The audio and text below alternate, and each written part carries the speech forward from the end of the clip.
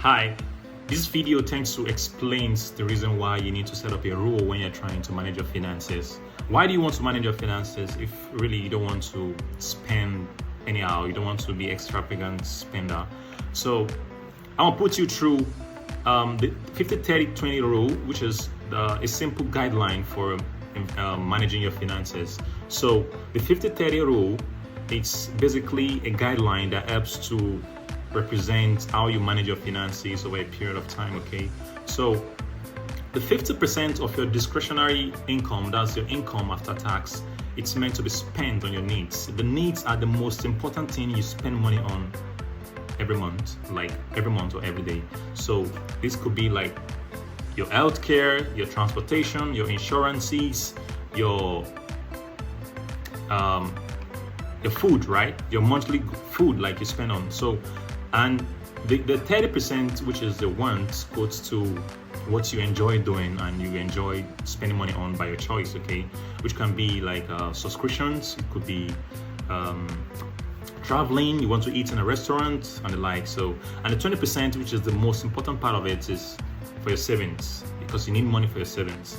You need money for your savings because you want money so you can take care of debts, you can take care of loans, you can take care of your future retirement plans, because you need money to save for your contributions when you're working as an employee or whatever. So these rules tend to be followed, because without following this rule, you might end up having a difficult financial situation, which you can have accumulated debts to pay, you can have a wreckage of savings account that doesn't have nil or zero balances. This is Alex, who is 30 years old and he works in an oil and gas company. He's a manager, okay? He gets 800,000 naira per month, and his marital status is married currently, so we took it and he's staying in Lagos State. So planning a budget for him, okay? We need a straightforward financial guidelines, which is the 50-30 rule that I've discussed earlier. So this is like a plan that's trying to demonstrate the management of Mr. Alex finances efficiently. So the detailed breakdown of this is set up in the three categories, which is the needs, the wants, and the savings account. Okay, so this means that the total amount of Mr. Alex is 800,000 per month, and we have 14 items here: the healthcare, transport, down to the retirement contribution. So if we want to do this, we need the total amount of needs, the total amount of wants, how many items we have in savings from the schedule over there. So we have healthcare to be one of the needs, transport, groceries, insurance, and transport, grocery, insurance, and school fees. So we have 5 items to be the needs items. Okay, so the next one is the entertainment, the subscription, the eat out, and the hobbies, the travel. So we also have 5 here. Let me tell you that again. School fees is part of needs. Okay, so we're starting from entertainment, subscription, eat out, hobbies, and travels. Okay, so that's 5.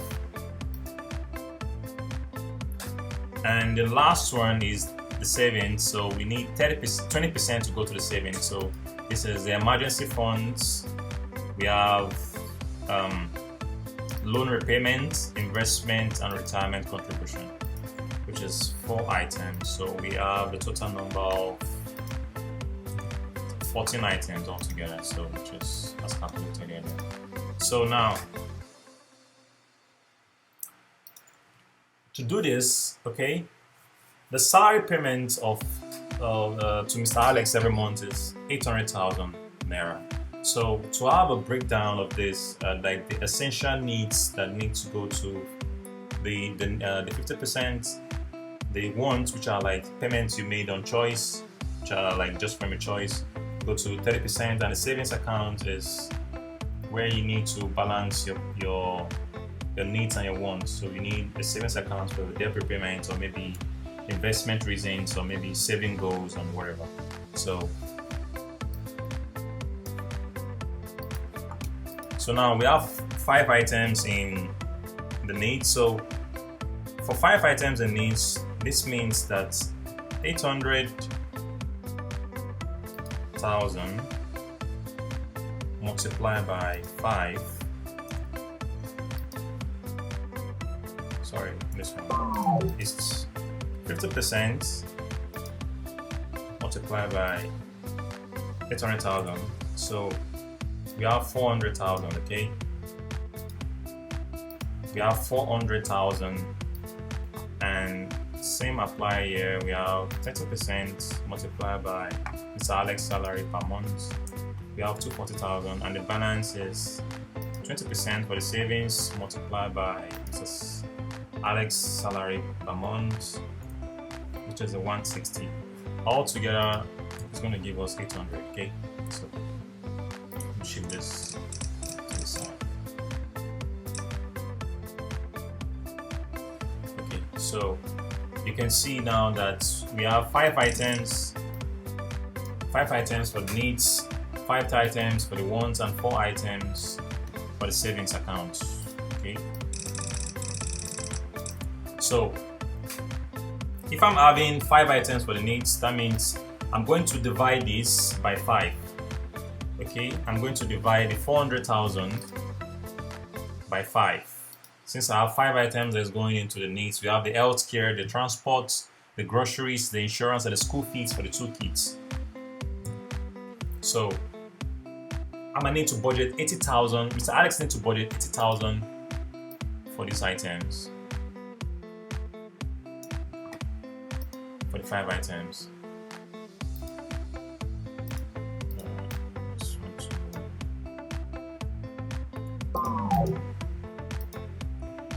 So I need to budget 80,000 for the 5 items. Okay. So when you sum this all together, sorry, it's showing 8% to this. When you sum this all together,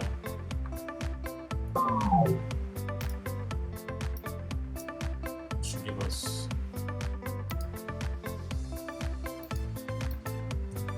400,000, which is this figure. Yeah.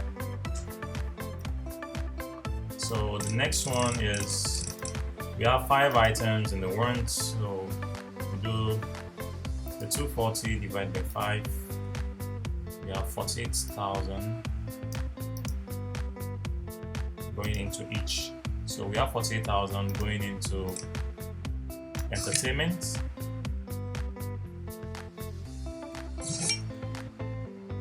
We have 48,000 going into subscription.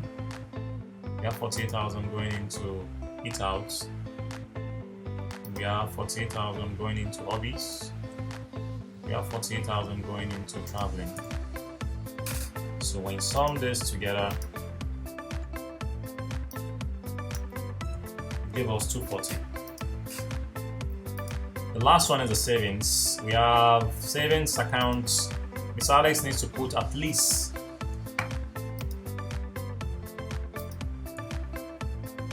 40,000 Naira in a savings account for emergency funds, for loan repayments, right? If you want to pay loans, at least 40,000 in his account, and investment accounts, while the retirement contribution should be at least 40,000, which gives a total amount of 160. So when you add all this together, the 400,000 plus the 240 plus